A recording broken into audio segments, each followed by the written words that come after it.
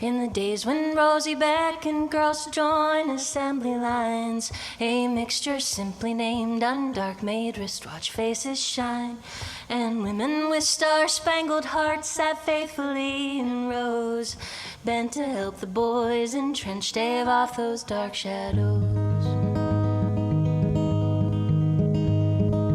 Day by day they all were tasked to paint 200 dials with brushes made of camel hair and radium dust in vials. The numbers on the clocks were painted dainty, slim and slight, so the girls were taught to use their lips to point the bristles tight. The taste was a little foul, but no one really seemed to mind. The pay was more than 3 times what a girl back then could find. Radium was championed, a newfound fount of youth, and the few who knew the dangers kept the public from the truth.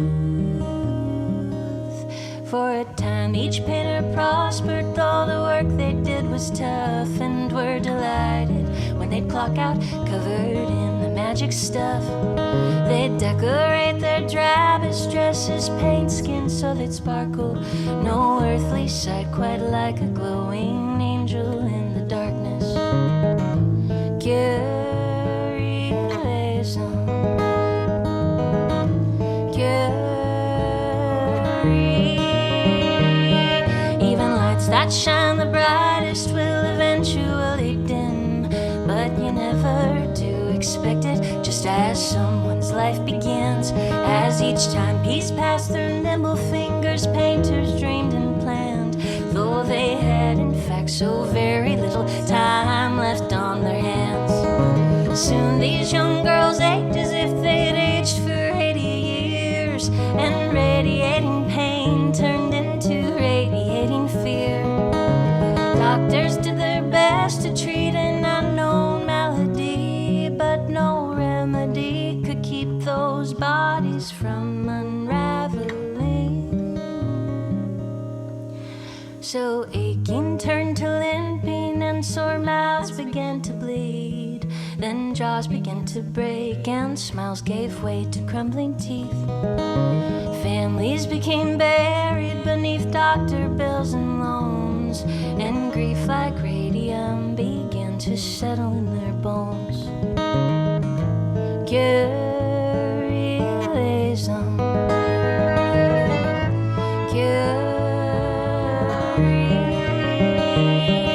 To have so many sick at once seemed no coincidence, but the company confronted had maintained its innocence.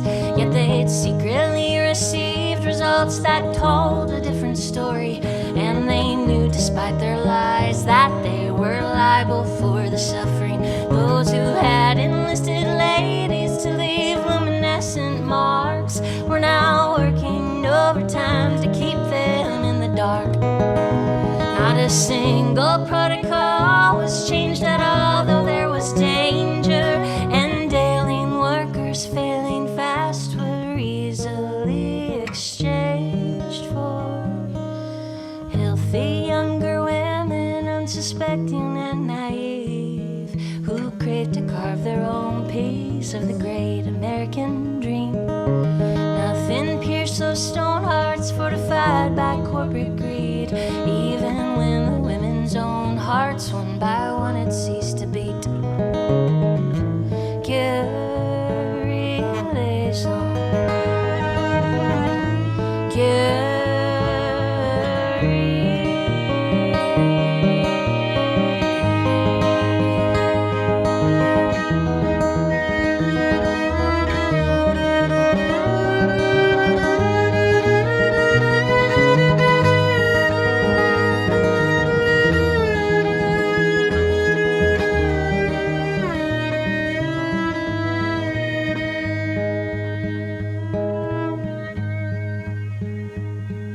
I wish that I could tell you that somebody'd found a cure, or that when the court case first came round, the crime was answered for. These women walked among the living, having one foot in the grave. Still they used what fight that they had left so others could be saved. To this day, no one can say how many lives were lost. Had they been sooner taken seriously, it might have cut the cost. You may claim women have been long since elevated in this world, but how can that be? Our ashes still speak louder than our words.